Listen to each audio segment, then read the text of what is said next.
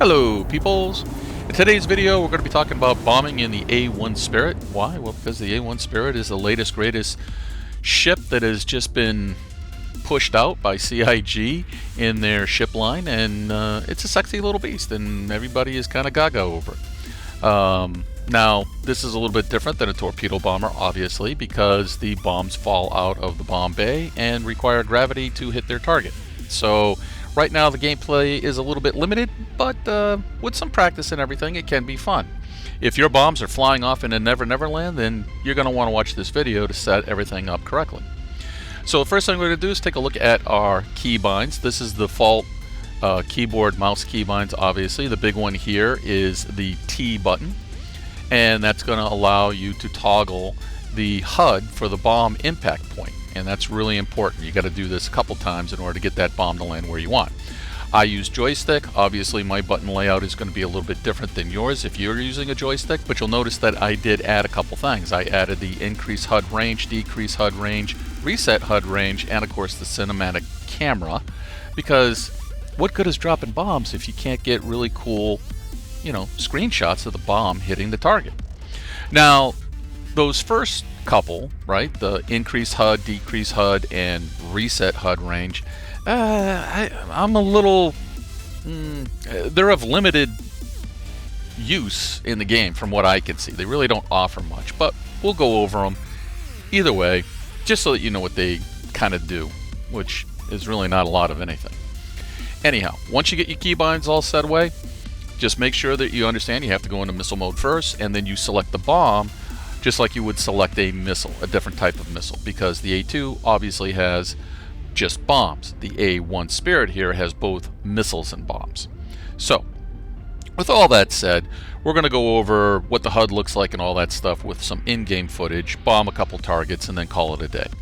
This is at the point where you go get yourself a snack, tasty beverage, kick back, relax a little bit, and let's get to it, shall we? Okay, so what I've done is I've gone into missile mode, I've selected my bomb, and the first thing that you saw there was that little bluish white circle. Alright, and that's because I'm down pretty close to the ground. If you have a target, it'll show up pretty much on the target, a ground target, but if you don't have one, you have to get kind of close to the ground for it to show up. Now, when that shows up, I'm going to press my desired impact point button, right, and that's going to turn it green. Okay, so when it turns it green, basically what you're seeing in the target reticle here is a representation of that green circle on the target reticle. The red circle is where your bomb is actually going to hit. So you have to maneuver your ship in such a way that you're going to line that red circle to superimpose on the green circle. As you do so, you'll notice there's a little green dot in the center of the circle, and the circle on our bombing HUD turned green. That tells you that the bomb is going to land within the circle. But you have some leeway there. You can actually have the bomb go slightly above the center, below, left, right, all that good stuff. So if we pop it up again, I want you to take a look. Notice we have a little angle indicator right here. That's where the bomb's going to land depending upon my angle and my speed and my trajectory of my ship. So what we want to do is get it right there in the center. We're assuming, of course, that the target's in the center. Notice right now, at the very bottom of that bombing reticle with the dots, there's a little indicator, and as I cross over that dotted line, it goes green to let me know the bomb's going to land within the green circle, but it could land anywhere. You basically want to get the bomb within the very center of the circle before you release it. Once we release it, we switch to our little cinematic camera, and as you can see, this bomb is pretty much going to land right dead center because that's when I release the bomb. A couple things to point out here. These bombs drop very slowly, and there is a little bit of a delay between when you press the trigger and they actually release. So you're going to want to go slow. And of course, for this video, I have slowed my speed down a lot, and I'm taking a lot of time here. Here it is again. Notice I've got the white circle now. Now what I'm going to do is press my bomb desired impact point toggle button that we set up in our keybinds. It turns green. And as I get closer, you can see how when that circle, the red circle, overlaps the green circle, we're pretty much right on the money for being at right smack dab in the center of the circle. I've released my bomb. I'm going to back up a little bit here because these bombs will kill you if you're too low. And we can see that bomb lands pretty much dead center of the circle. Now, you have some play with this, right? You can actually angle the bomb off to the left, right, up in front of that very center, back behind the very center, just on the edge of the circle, and with a little bit of practice, you'll be able to hit those marks. Comes in handy when you're launching more than one bomb, just multiple bombs. Like in this case, we're going to select 2.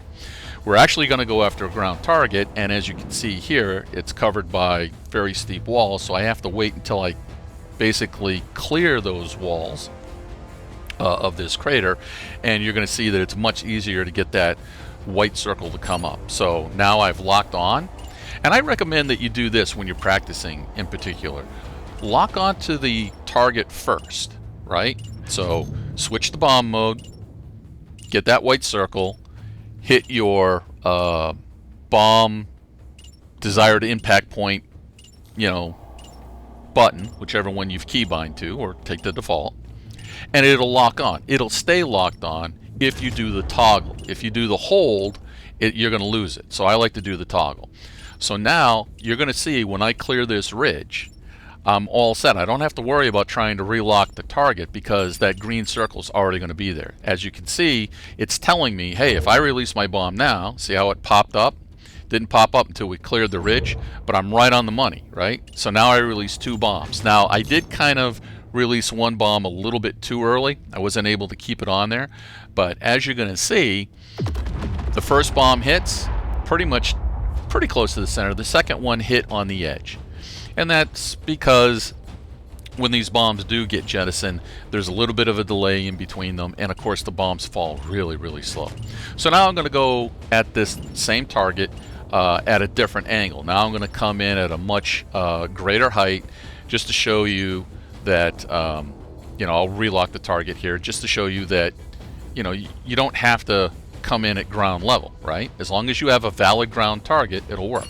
So here I've locked it. Notice as I bring that red circle on there, which is the bomb, it lines up. I've fired the bomb. I'm going to bank away here because, again, I don't want to get killed by my own bomb. Those of you that, were learning to bomb in an A2 know exactly what I'm talking about. And that bomb landed square in the middle of that circle, right? So we'll do it one more time. Again, this is a wreck mission that I took. You can clear most of the targets in there. Usually the primary target is inside the wreck, and you'll have to get out and hunt that target down. But that's a different type of video, right?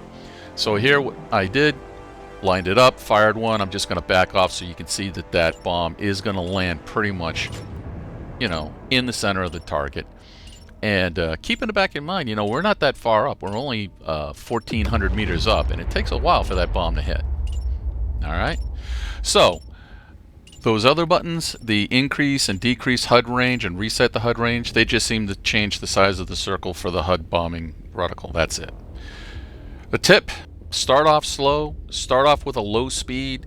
Keep in the back of your mind that if you're flying at, max SEM speed and you drop multiple bombs, there's going to be a lot of space in between where those bombs hit. So it's not necessarily a good thing to do. Hopefully you got something out of it. If you did, leave a like, subscribe, notify, because that helps out the channel. In the comments section, please, if I've missed anything, if you got any tips or tricks on how to improve your aim with the bombs, go ahead and let us know in the comments section of the video, because we're always looking to share the knowledge and improve. Other than that, that's all I got. Until next time, take care.